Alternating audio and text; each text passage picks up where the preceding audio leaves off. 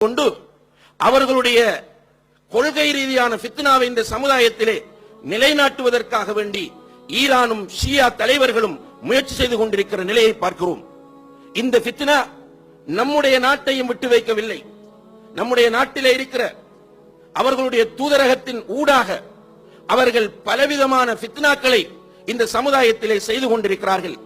நம்முடைய சமுதாயத்திலே இருக்கக்கூடிய நிறைய கொள்கை தெரியாத மக்கள், இஸ்லாமிய அகீதா தெரியாத மக்கள் வெறுமனே சமுதாயம், புரட்சி, போராட்டம், அமெரிக்க எதிர்ப்பு, யூத கோஷம், யூதர்களுக்கு எதிரான கோஷம் என்ற இந்த தத்துவங்களை மாத்திரம் பார்க்கக்கூடிய நிறைய பேர் இந்த ஷியாக்களுடைய ஃபித்னாக்களுக்கு உள்ளாகி கொண்டு இன்றைக்கு ஷியாக்களை நியாயப்படுத்தக்கூடிய நிலையிலே இருந்து கொண்டிருக்கிறார்கள்.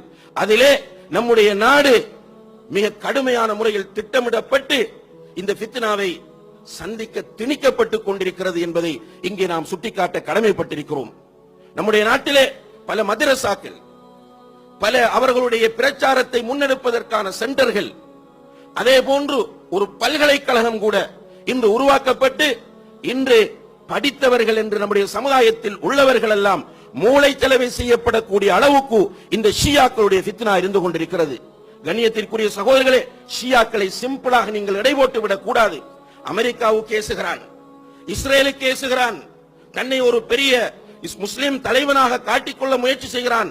ஆனால் அவனுக்கு பின்னால் இருக்கக்கூடிய கொள்கையின் பயங்கரத்தை நீங்கள் புரிந்து கொள்ள வேண்டும்.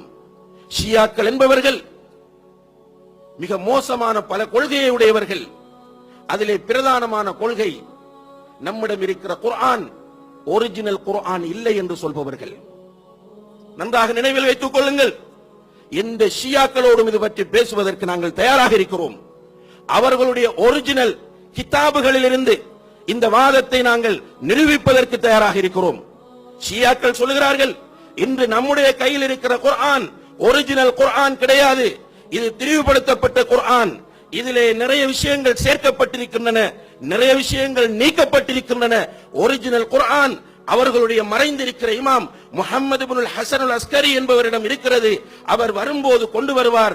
அது நம்முடைய குர்ஆனை விட அதிகமான வசனங்களை கொண்ட குர்ஆனாக இருக்கும் என்ற கொள்கை ஷியாக்களுடைய கொள்கை. அது மட்டுமல்ல, இந்த ஷியாக்கள் புகாரி, முஸ்லிம், அபூ தாவூத், திர்மிதி, நசாயி, இப்னு மாஜா, அஹ்மது இப்னு ஹம்பல் அவருடைய முஸ்னத் போன்ற எந்த ஹதீஸ் கிதாபுகளையும் ஏற்றுக்கொள்பவர்கள் கிடையாது. உங்களோடு பேசும்போது சில நேரங்களில் நாங்கள் இந்த குர்ஆனை தான் வைத்திருக்கிறோம் என்று காட்டுவார்கள், இந்த ஹதீஸ் கிதாபுகளை தான் நாங்கள் பார்க்கிறோம் என்று உங்களிடத்தில் காட்டுவார்கள். இப்படி அவர்கள் காட்டுவதற்கு அடிப்படை காரணம் அவர்களிடம் இருக்கிற தக்கியா என்ற கோட்பாடாகும்.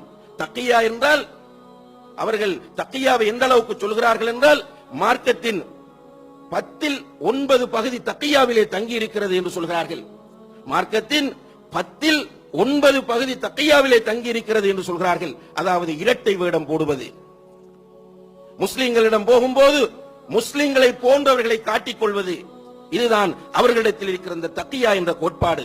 இந்த கோட்பாட்டை அடிப்படையாக வைத்துத்தான் உங்களோடு பேசும்போது நாங்கள் இந்த தர்ஜுமத்துல் குர்ஆனை தான் வைத்திருக்கிறோம், நாங்கள் புகாரியை தான் படிக்கிறோம் என்று சொல்வார்கள். ஆனால் உண்மை அது கிடையாது.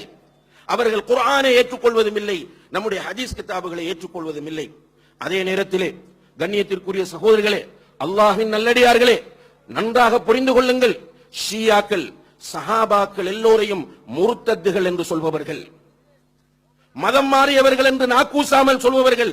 ஒரு சஹாபியை, 2 சஹாபாக்களை அல்லது சில சஹாபாக்களை சல்மான் ருஷ்டி கொச்சையாக பேசிவிட்டான் என்பதற்காக வேண்டி கிளந்திருந்த இந்த சமுதாயம் இந்த ஷியாக்கள் ஒட்டுமொத்த சஹாபாக்களையும் 7 பேரை தவிர உள்ள மற்ற அனைவர்களும் முர்த்தத்தாக மாறிவிட்டார்கள் என்று நாக்கூசாமல் சொல்லக்கூடிய இந்த ஷியாக்கள் ஈரான், அமெரிக்காவுக்கு எதிராகவும் இஸ்ரேலுக்கு எதிராகவும் பேசுகிறார்கள் என்ற ஒரே காரணத்திற்காக வேண்டி அவர்களுக்கு வக்காலத்து வாங்குகிறார் என்றால் இது எவ்வளவு பெரிய ஒரு ஃபித்னா என்பதை நாம் ஒவ்வொருவரும் சிந்தித்து பார்க்க கடமைப்பட்டிருக்கிறோம்.